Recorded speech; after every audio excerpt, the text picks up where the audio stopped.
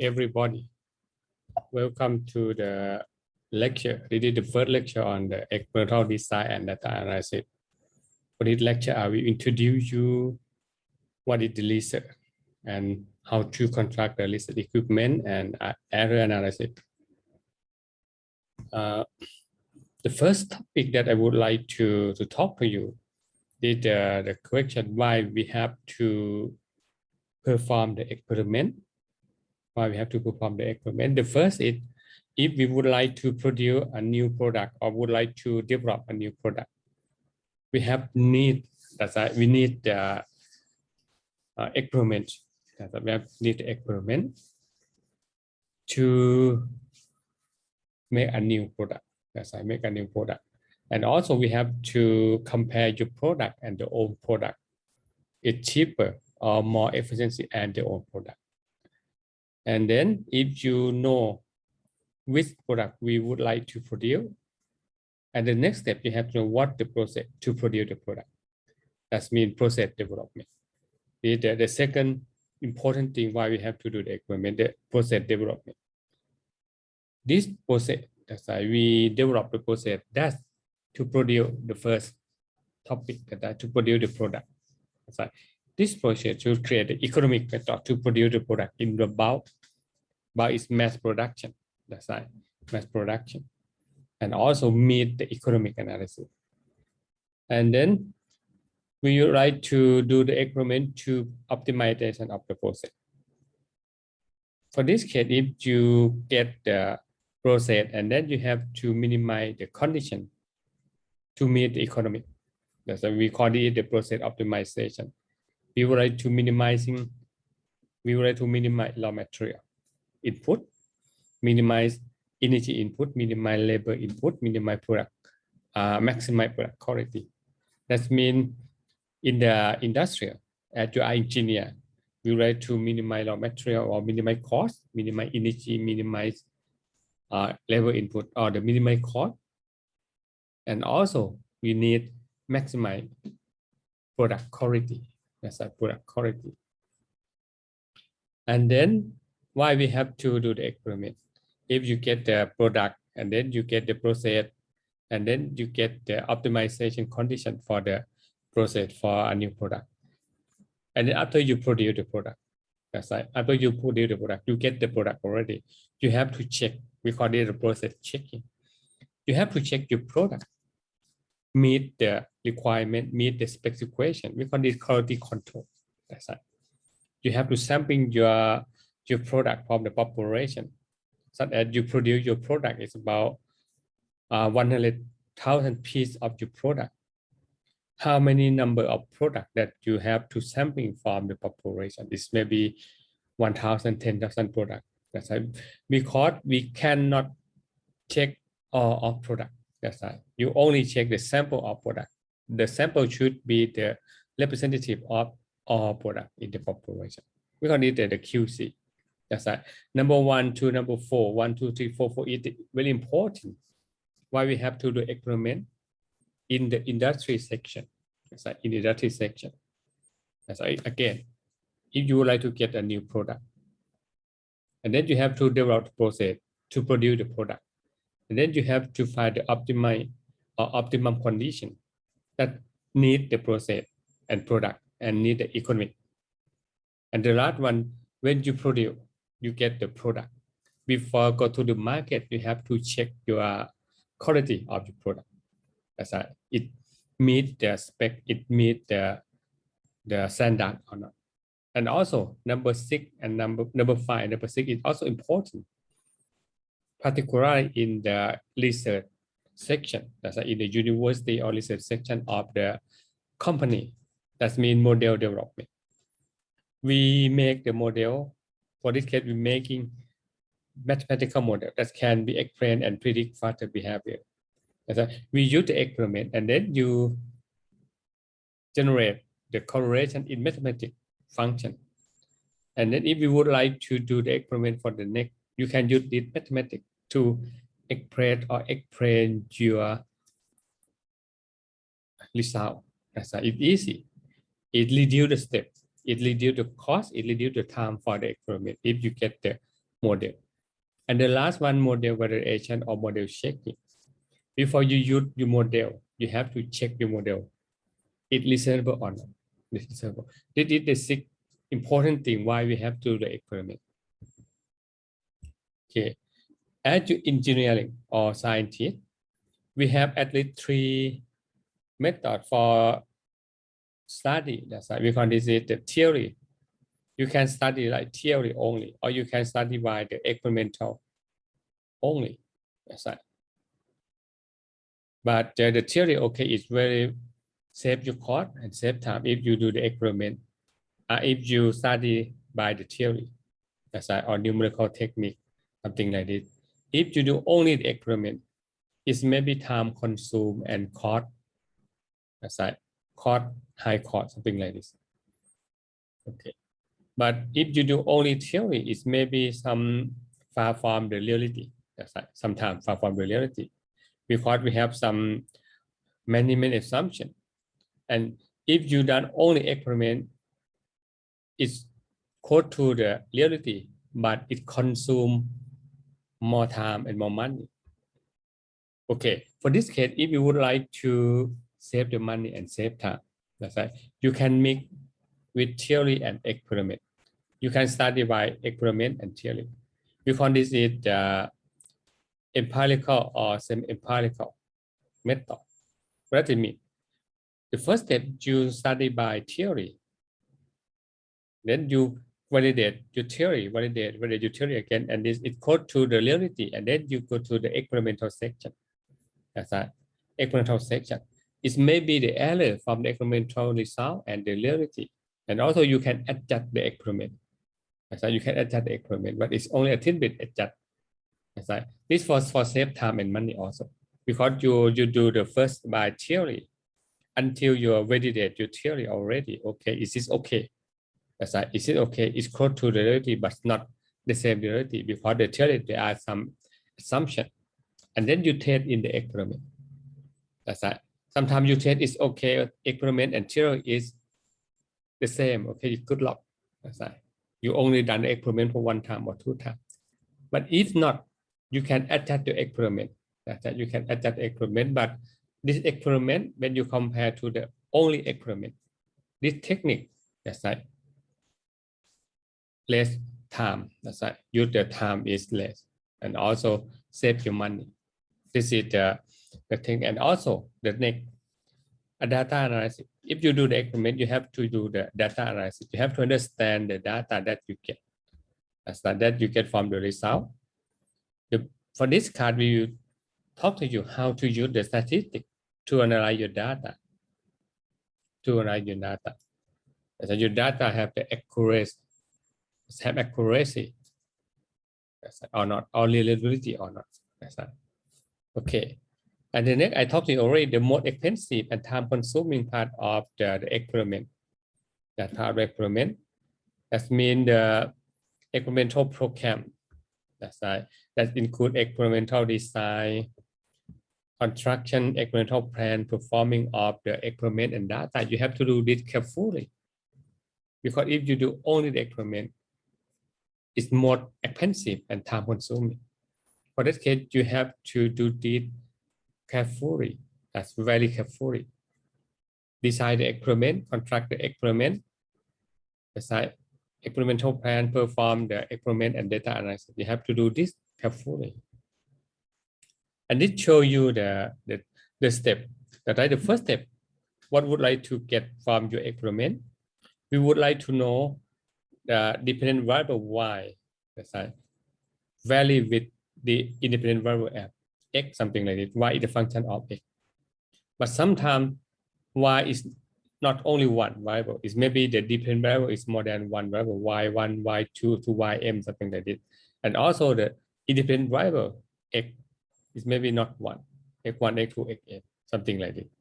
And then this is the first, what would like to study? For example, if you produce ethanol, 95% ethanol, and then you would like to qualify or check your ethanol is follow the spec or not. So you have to check the composition of ethanol. It's 95 or not. And then you would like to dependent variable y is the composition of ethanol, and x, this depend on the property, depend on the temperature of the system, depend on the equipment, depends on time, that's right, depend on pressure, depend on the impurity. This is the independent variable is x. There are lots of independent variables that affect to your product composition, that's right. And then after you do the experiment, you determine the function, like y is function of x. Y is function of x. The composition of ethanol, for example, is a function of temperature, function of pressure, function of time, something like this. And then you get the equation. You get the equation, and then you find the optimum condition. That's right, the optimum condition, x optimum. That's right. And finally, you get the equation that you need. That's right, that you need. And also, you can do this both experimental only and both with the mathematics. That's right.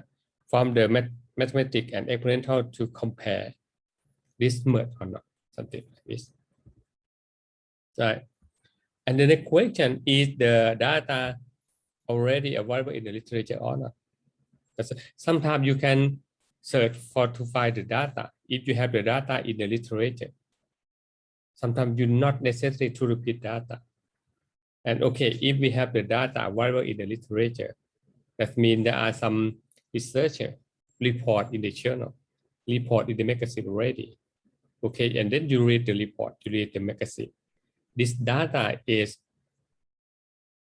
from the reputation, a reputable source or not. This source is reliability or not, reliability or not.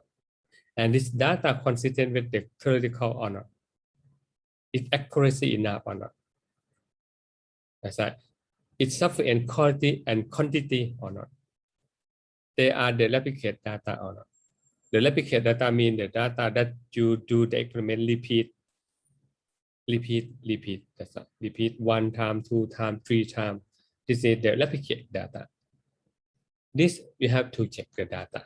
That's right. If there is no data in the literature, you have to do the experiment. That's right. You have to do the experiment. Okay, the next question. How accurate that the experimental data need to be in the order to solve the problem? This data accurate or not? Or if you would like to do the experiment, how accurate data that you need? That you need. If you would like to get the high accurate, that means you need the high cost of equipment and chemical.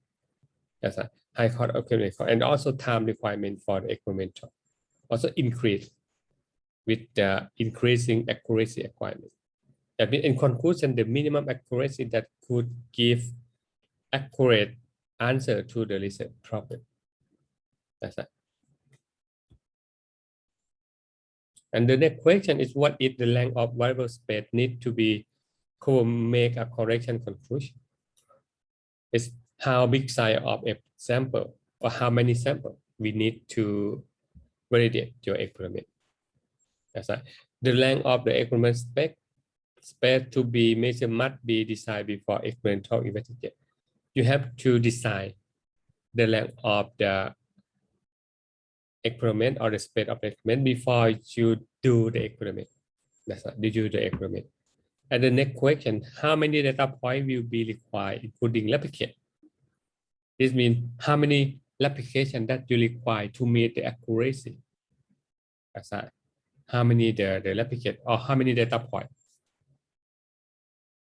And question number 6, what are the purity and what are the composition that you requirement for your product? As it may be the chemical or physical sample. And what are the specification of the objective meeting? What is your standard? What is the spec? Or if you produce the product that to meet the need of the customer, what is the need of the customer? This is, you have to check this. And the next question, are experiments to be performed static or are they dynamic? Mostly in the experiment, we have two, dynamic and static. Dynamic means you study your equipment, your sensor, your actuator vary with time. That's right, vary with time. your property is valid time. But for the static, as I your property is not valid with time. And the question number 8, should the sensor and actuator be electrically, automatically, or computer controlled and operate, or human as a human intervention? Sensor means the equipment used to measure the property or the parameter of the variable of the product. And actuator means the equipment used to control the variable, as I used to control the variable. And the next question is quite important also. What are the staffing level? What are the staffing level? Is the knowledge or the level of staff for this experiment? That means how many the expert in the researcher, how many number of researchers, how many number of technicians, how many number of untrained staff, untrained staff, and also what the experience and qualification that each position in the project staff require. You need the experience, how many years of experience for researcher, how many years for the experience for technician, and untrained staff. That's that. Okay, all of this I talked to you why we have to do the experiment and 9 questions. You have to plan your experiment. That's right. How to plan to do experiment? You have to plan with carefully. That's right, to find the optimum accuracy with the minimum cost. Okay, for this course, we will introduce you how to apply the statistic. That's right, to statistic for design the experiment, for analysis your data from the experiment. And the first item or the first thing that we would like to consider, like the equipment. That's the experimental design. The first you have to consider for design your experiment is the equipment design. With equipment that you will use in your experiment, with actuator, with sensor you will use the experiment. And if you know the equipment that you will use in your research, you have to ask yourself what inside of your equipment, what the material used for the equipment, used to produce the equipment, and how it works with the temperature or pressure, what is the limit of temperature and pressure of this equipment. How about the chemical compatibility? Chemical compatibility that means your equipment, your material that can work with chemical, with no reaction, with no corrosion, with no degradation by chemical. Right. And also for sensor and actuator, we are required knowledge of the operating spec.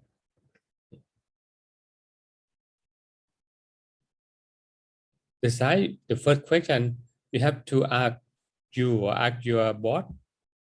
This is the full scale in industrial or in laboratory. If you know, okay, if you would like to do experiment in laboratory, what size you do? What size you need? For industrial, what size you need? And the next, how large do sample need to be in order to get accurate test result? How many numbers? How large your size that will give the accurate result? How many different type of tests? How many replicate will we need to do? Is the experiment to be continuous or batch? You would like to do the experiment in continuous process or batch process?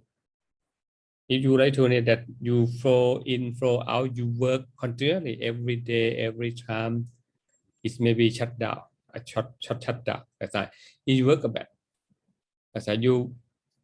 maybe you put it in one day and stop and clean and maintenance and do again for the next batch, something like this, the batch process. That's how you do the initially and the final. For the continuous, you do this continuous. If you do like equipment or battery reactor, for battery reactor, you have the initial and then proceed the reaction and then you stop the reaction, initial and final. If you use for continuous reactor, you have the flow in and flow out reactor. The same flow in, flow out, something like this. And then how much do the raw material and reagent cost? Will the sampling be reproduced enough if the equipment is very large? Are there any safety safety or environmental issue with having large amount of material. You have to consider like this. Right. And also you have to do the temperature and pressure limit of your equipment. Your equipment, this is to the temperature or to the pressure or not. That's right, temperature or not. For this, I will show you the example of the reactor that we will buy from the power reaction vessel for this company. If you browse this website, it will show you the type of the reactor. This is the reactor specification. This is the side of the reactor, and also the equipment from the company, maximum pressure, the limit of the pressure for each side of the reactor, minimum temperature or maximum temperature, the vessel style. This is the movable, this fixed, yes. Aside the reactor mounting, wow, something like this. This is the condition. That's right, the condition for your reactor. That's right. And another consider term is the chemical compatibility. The chemical compatibility, I mean that your equipment, your material for the equipment can resist the chemical or not.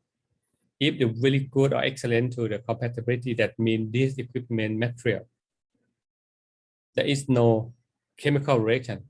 That's right, no chemical reaction. The chemical compatibility must be suitable not only for the main body of the vessel, that's right, but all material with the possible contact with the content. But that means not only for the reactor or the vessel. That's right, your tube, your pipe, your seal, your gadget, your membrane, your tapping pump are also work well with the chemical. That's right, work well with the chemical. For this, I show you the example of the material stainless steel 316. That's like the 316 from Cole-Parmer company. You can browse from the website of Cole-Parmer and chemical resistant. For this case, if you use the stainless steel 316 with acetaldehyde, excellent. Excellent, what does it mean? This can work or can do the acetaldehyde with excellent. There is no reaction. No corrosion if you use the reactor. That's a use the reactor. This reactor. That's right. And for good acetic acid, for acetic acid could mean minor effect. That's right. Slightly corrosion or discolorization. That's right. For this case, there are sometimes a little bit on the corrosion. That's right. On the corrosion. For example, for that case, if we would like to get excellent, that's right. Excellent. If you use the equipment with produced by the stainless steel 316, okay, for acetaldehyde, excellent, acetamide, excellent, solvent, excellent, acetic acid with 20% is excellent. So, acetic acid glycol is excellent, something like that. Okay, you can use it because the company who sell you chemical can tell you. And another, the environmental and safety is very important. That's right. It's very important for the environmental and safety. If you use chemical, you have to know what is the danger of your chemical, what is the hazard behavior of your chemical. If you use the chemical, how to store your chemical, how to handle your chemical. That's right. If your chemical leak, how to manage your chemical. This is, we call this the environmental issue or safety. That's right, or safety. If explosion or venting of chemical is possible, then equipment should be placed inside safety guard for protection of operating personnel, something like this. I will give you some example. This is the chemical of acetone that we buy from Sigma Audit. This is the company that produce the solvent, produce the chemical and go to the market. And then if you buy acetone from Sigma Audit, you can go to the Sigma Audit website and browse for MSDS. We call this MSDS. MSDS means the sheet that talk about the material safety data sheet. That's a material safety data sheet. We talk about the type of material, type of substance, the name, the composition, the safety information. That's right, the safety information. For example, for this case, you have the the first section, identification of the substance and mixture, the composition of the substance, the mixture, and who is the manufacturer for this chemical. That's right, the detail of the chemical. And the emergency phone number for company to produce this. And the second section is the hazard identification. This is the danger, that's right, danger or not, something like the chemical. The third is the composition and information for the ingredient. It's pure or not. For this case, for example, is this is a molecular weight. This is the formula. That's right. This is the concentration. It's less than it's 100%. And also there are some composition. That's right. And the first aid measure. First aid measure. And another like fighting, firefighting measure. Firefighting measure. How to manage when fire. That's right. When fire. You use the dry powder, dry sand for manage your fire. Something like this. Accident release measure. How to manage when it had the accident or release of this chemical. How to handle or store this chemical. This is also gives you only the 7 sections in the material safety decision. There are more than seven sections of the material safety decision. Right? And also when you buy your chemical, you have to check material safety sheet. In the material safety, we show you the information. As like what is this chemical, what is the composition of this chemical, how to manage this chemical if it release, if it's fine, how to manage and how to store it. That's right, how to store it.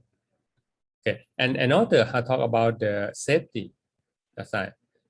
Another issue with safety that is important to consider is whether the valve used in the equipment. Mostly in the petrochemical and chemical plant, we use the valve for safety. That's like the valve for safety. We call it a safety valve, something like this. Fail open, fail close, or fail in place. Fail open is commonly if we have some lead, that's like some gas released in the system. If the gas is higher than the limit of the system, the valve should be open to release the gas. That's right. If we have no the safety valve as something the gas amount of gas is higher than the limit, this indicates the high pressure. That's right. Sometimes your system will break or explode. That's right. And also, fail close. Fail close means if there are some problem of venting of gas or release of gas, that is a toxic gas. That's right. The release is the higher than amount of the standard. You have to close this valve. That's right, to protect the amount of gas to release to the environment for something like this. Fail in place, that means the release and the amount of gas is balanced, something in the same. We have some gas release and also we have some pressure increase, something like this. It is the balance. That's right.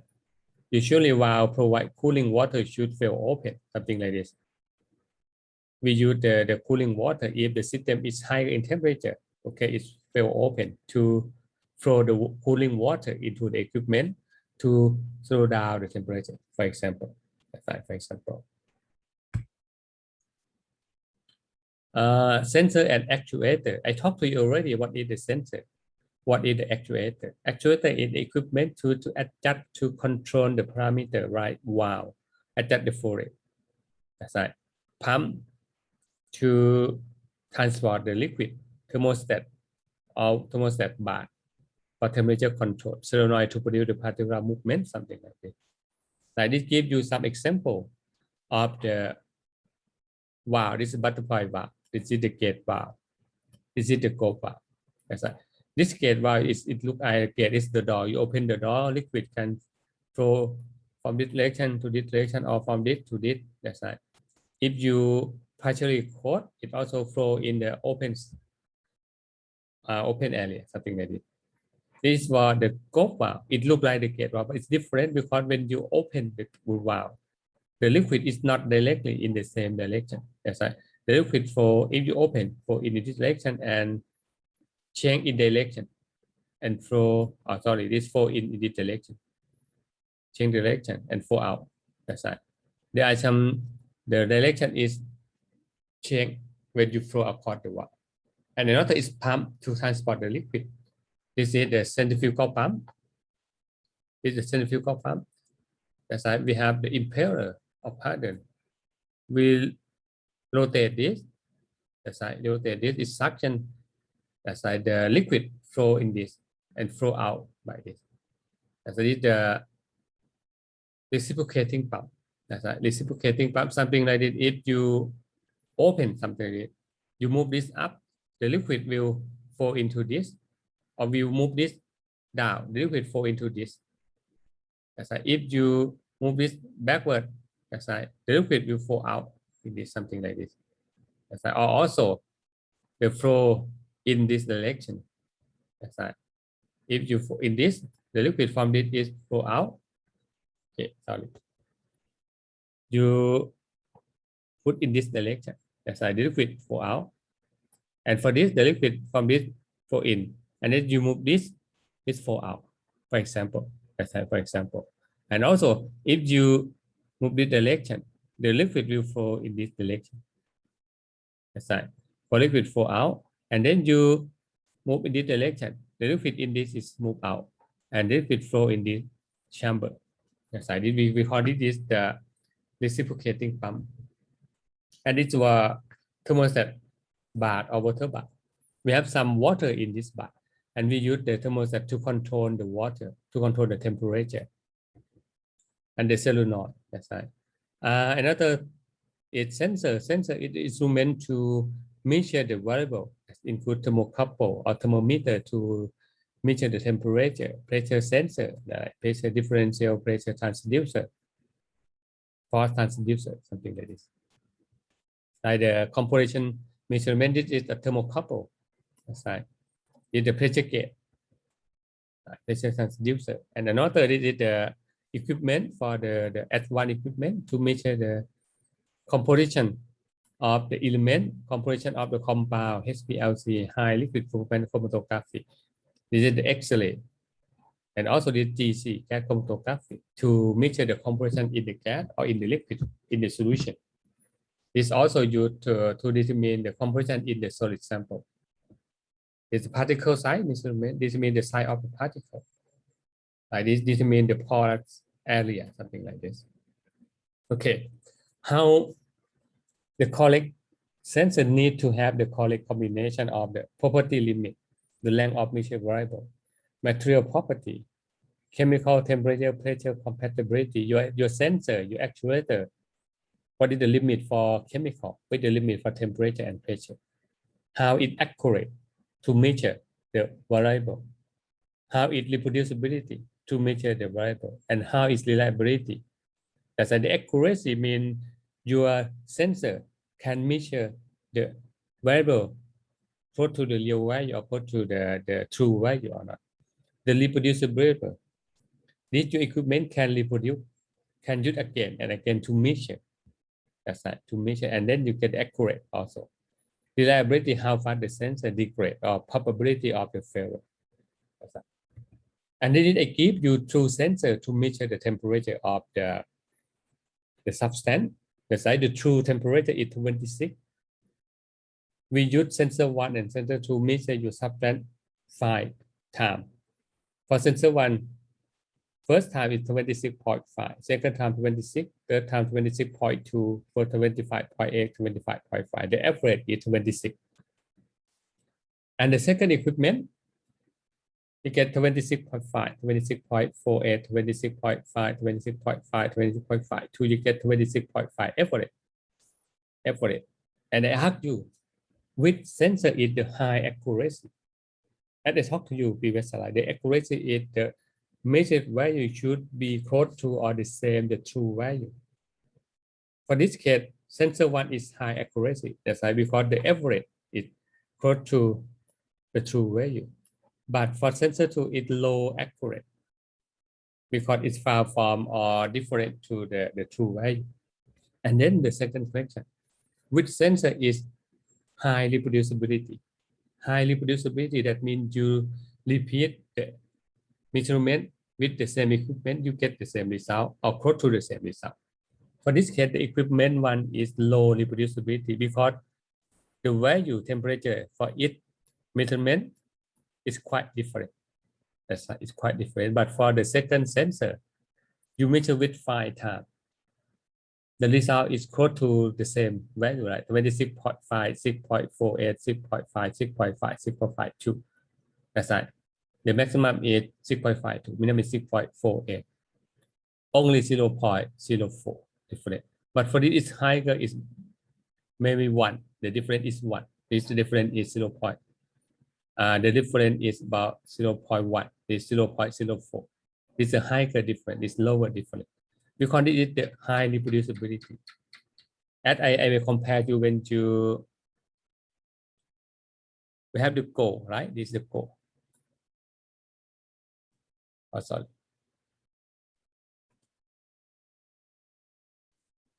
Okay. We have the goal. If you measure that the goal is the true value, that's right, the goal is true value. If you choose the cut at the goal, we have 5, that's right. Choose the cut for 5 times, 1 time, 2, 3, 4, 5. You shoot 5 times. That's right. Your goal is in the middle. This is high accuracy and high reproducible because you fight 5 times. That's right. You 5 times, and also at 5 times is in the goal. That's right. And also another example. Another example. The first time you get this. The second time you get this. Third, fourth, 5. That's right. The goal is greater. Right. We have only 2 in the goal and 3 out of the goal. Because this is low accuracy and also low reproducibility. And another example, if you shoot 5 times also, but you get this result, allow this, 5. That's right. The result is not in the goal, but outside the goal, but it's only 5 times is go to the same location. That's right, go to the same location. Because it is high reproducibility, but low accuracy. That's right. Because the target is in the middle. That right. The target is in the middle. But for this is far from the target. But you shoot 5 times. The result is the same location. Okay, this is the high reproducibility. That's but low accuracy. This is the technique. Okay. It's the same. Okay, this for example, how it function of your sensor. For this case, we would like to measure right the general. That's why we have the measure medium. That's why this is the medium, and this is you have right the sensor to measure your medium. This is the measurable quantity. This primary sensing element, variable conversion. Sometimes you use the thermometer. This is your substance. The thermometer. The thermometer after you check your temperature. That's why the substance in the thermometer will increase inside. That's why or expand something like this, expand and then send convert to the variable from the expand in the liquid level, and then convert this liquid level to the value. That's right, and then you manipulate. Yes, and then you transmit the data. Transmit the data is storage or something like this, and transmit the data to the observer as an observer. I will show you the clearly for this. This clearly for this case we use the element to measure the pressure. That's right, pressure gauge by piston. Okay, this is the fluid that we would like to measure the pressure by this equipment. That's right, by this equipment, and you have the piston. You have the piston. That's right. This piston with contact with your liquid. With contact with your liquid. That's right. This is the piston sensing element and variable sensing element. The piston is moved down. That's right. Smooth down.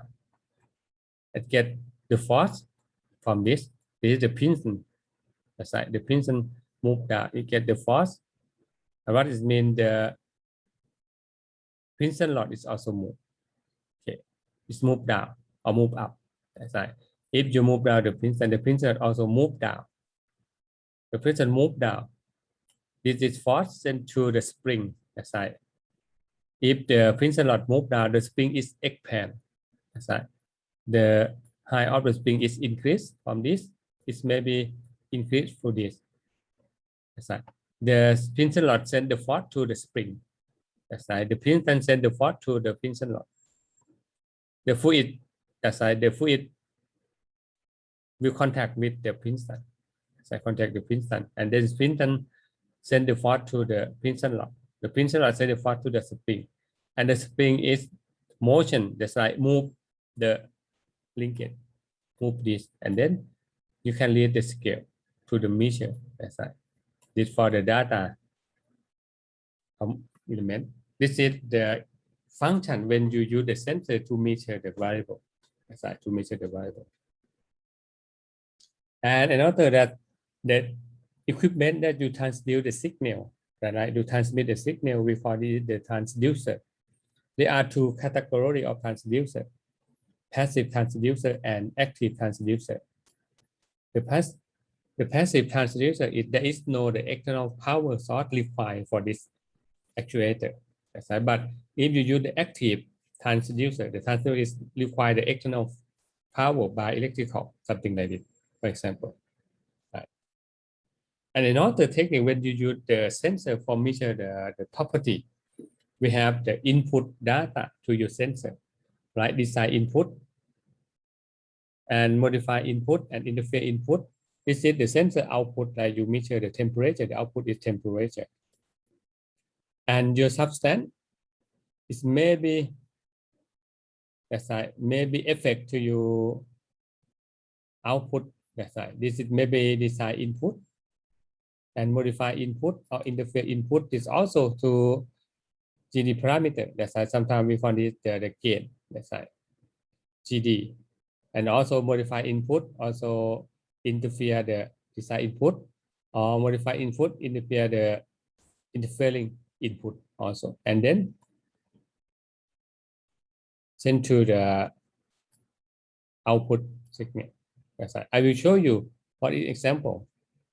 Like for this case, we would like to determine the density of liquid.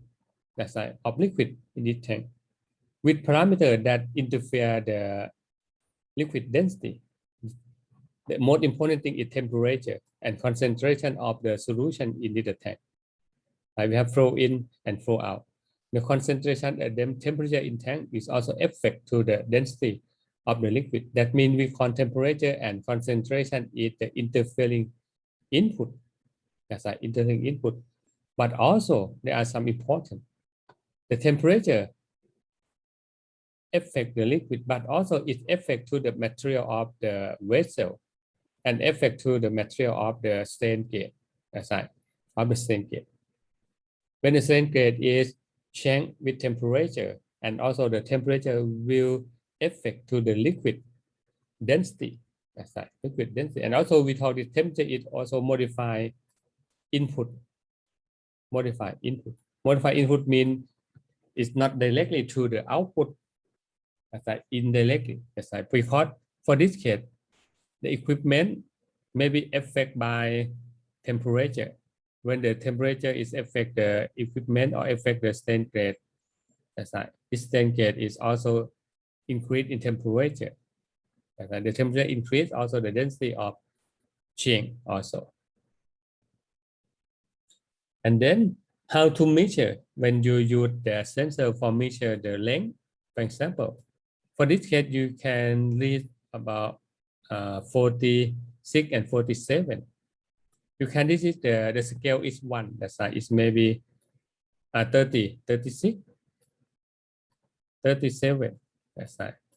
And also the scale you can have 0.5, 0.5, something like it. You can read like 36.5, something like this, plus and minus 0.5. It is approximately from this scale. aside from this scale. And also for this scale is 1 is quite, you can, okay, a half, 5 to 5.5. That's right, 5.5. That means you can use this maximum and minimum 0.25. Right. It's better approximate. You can read this 5.25. That's right. You can read 5.5, 5.25, something like this. This is the approximate. This is the when you use the equipment, when you use the sensor to measure the property. There are sometimes the limit of the error. That's right. We call this is the maximum and minimum of error. We have to talk to you in detail for the confidence interval when you apply the statistic. This also introduce you. Because if you read the scale, that's right, there are some error. That's right. For this case, the scale is only for this, and this you have to approximate like this. 0.1, 0.2, 0.3, 0.4, 0.5, 0.6. There are some error, but for this case, okay, we have the accept the error is 0.25, something like this. And for this case, accept 0.5 for the error. Right. For example, okay, how to determine the error? We call it the confidence interval. If your data is normal, normal means your data is when you plot your number of data and there's a data. Okay, sorry, if it follow like this, half and a half, 50, 50. We call this normal distribution. Your data is follow the normal distribution. You can calculate the 95% confidence interval. That means the maximum and minimum limit of the error that you accept. That's right. You can apply the Taylor series like for this. This is the delta y is error in y equal to df by dx1. And then you said x2, xt, another x is constant.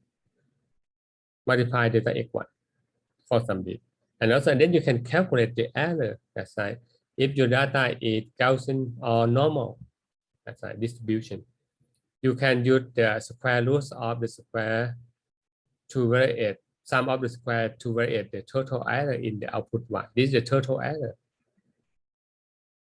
The total y. Delta y is square root of df by dx1. F is a function. That's right. Function of x1 to xn.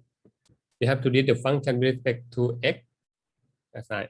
We have, for example, you have 3x, something like this, with x1 multiply delta x or with square 2 square plus df by dx2. x1, x2 is constant. That's right. We said with x2 only. Multiply x2, and then the last one df by dx3. x1, x2 is constant. Delta x3, for example. This is the formula to calculate the error or confidence for 95% confidence interval. 95% confidence interval. That's right. Okay, I will stop the class for the first lecture now. I will continue for the next lecture. Okay. Thank you for your attention.